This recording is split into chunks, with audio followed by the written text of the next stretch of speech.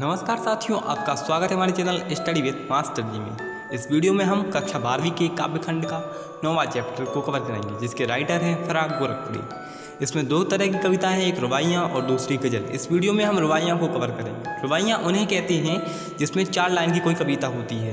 यह एक कविता का छंद होता है 4 लाइन का। अब इसमें 2 तरह की कविताएं हैं। पहले हम शुरुआत की 2 कविताओं की समरी को देखेंगे, फिर उन कविताओं की एक्सप्लेनेशन को समझेंगे, फिर उसके बाद अगली 3 कविताओं की समरी को देखेंगे और उनको समझेंगे। अब जो रुबाइयाँ हैं, ये रुबाइयाँ हैं जो 5 इसमें वात्सल्य रस से युक्त हैं। इनमें क्या है कि नन्हे शिशु जो बच्चा है उसकी अटखेलियाँ हैं, माँ बेटी की कुछ मनमोहक अदाएँ हैं। और जो अगली 3 कविताएँ हैं उसमें रक्षाबंधन का एक दृश्य प्रस्तुत किया गया है। इसका सार इस प्रकार है। ये शुरुआत की 2 कविताएं हैं, इनका सार देखते हैं। माँ अपने प्रिय शिशु को आंगन में लिए खड़ी है, कभी वह अपने हाथों पर झुलाती है, कभी वह हवा में लहराती है। शिशु माँ के हाथ से झूले खाकर खिलखिला उठता है। कभी माँ छलकते हुए जल में शिशु को नहलाती है, वह उलझे हुए बालों में कंघी करती है। तब भी वह शिशु अपनी घुटनों में से माँ की मुख को निहारता है। अब हम इस पहली कविता है जो आंगन में से लेकर बच्चे की हंसी तक। इसको समरी देखते हैं। इसकी शायर कहता है कि एक माँ अपने शिशु को गोद में लिए आंगन में खड़ी है, कभी वह उसे अपने हाथों पर झुलाने लगती है, कभी वह उसे हवा में उछाल उछाल कर प्रसन्न करती है। शिशु माँ के हाथों से झूले खाकर खिलखिला उठता है, उसकी हंसी बरबस्त फूट पड़ती है।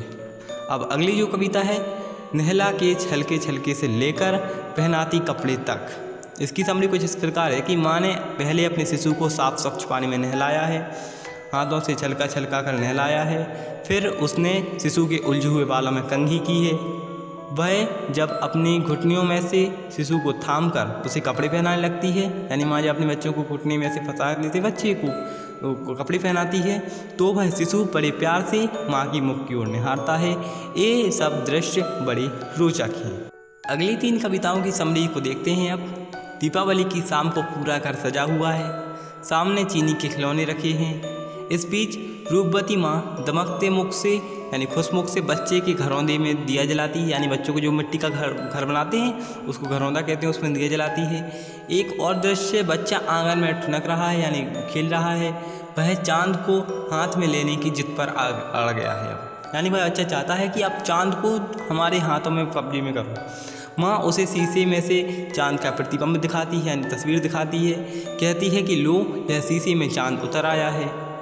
अब जो एंड की कविता है, रक्षाबंधन की सुबह आकाश में हल्की हल्की घटाएं छाई हुई हैं, नन्ही बालिका बिजली की तरह चमकते लच्छों वाली राखी अपने भाई की कलाई पर बांधती है। अब हम जो तीसरी कविता है उसकी समरी को देखते हैं, जो शुरू होती है, दीपावली की शाम घर पुते से लेकर जलाती है दिए तक।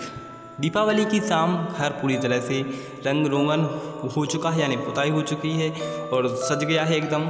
माँ अपने नन्हे बेटे को प्रसन्न करने के लिए चीनी मिट्टी के जगमगाते खिलौने लेकर आती है, और चिकनी मिट्टी होती है ना जो, उसको कहते हैं चीनी मिट्टी के खिलौने लेकर आती है।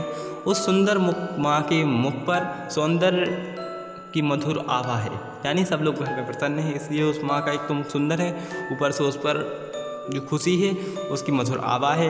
वह बच्चों के खिलौने के बीच, यानी बच्चे जो खिलौने से खेल रहे होते हैं, मिट्टी का घर बनाते हैं, उसके बीच एक दिया जलाती है, जिससे बच्चा बहुत प्रसन्न हो उठता है कि मेरी माँ ने मेरे खिलौने के बीच में एक दिया जला दिया है।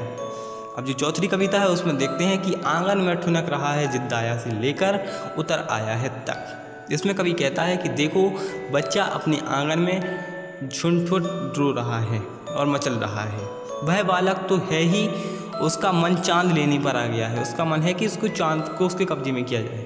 वह माँ से चांद लाने की जिद पर अड़ गया है। माँ उसके हाथों में दर्पण देकर बहलाती है हुई कहती है, देखे बेटे चांद इस दर्पण में उतर आया है, दर्पण को हाथ में ले लो, अब यह चांद तेरा हो गया है।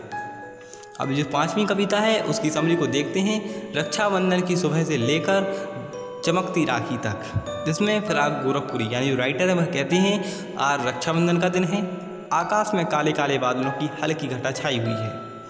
नन्ही बालिका जो रस की पुतली से मधुर है, यानी शहद होता है उससे भी ज़्यादा मीठी है, उमंग से भरपूर है।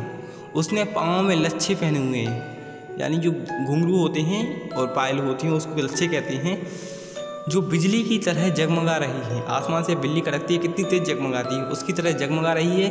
वह प्रसन्नता से अपने भाई की कलाई पर राखी बांध रही है। हमने रुबाइयों को कवर कर लिया है। अब नेक्स्ट वीडियो में हम गज़ल को कवर कर लेंगे। नेक्स्ट वीडियो देखना ना भूलें। आपको इस चैप्टर के इंपॉर्टेंट क्वेश्चन आंसर डिस्क्रिप्शन में मिल जाएंगे। Thank you so much for watching the video till and.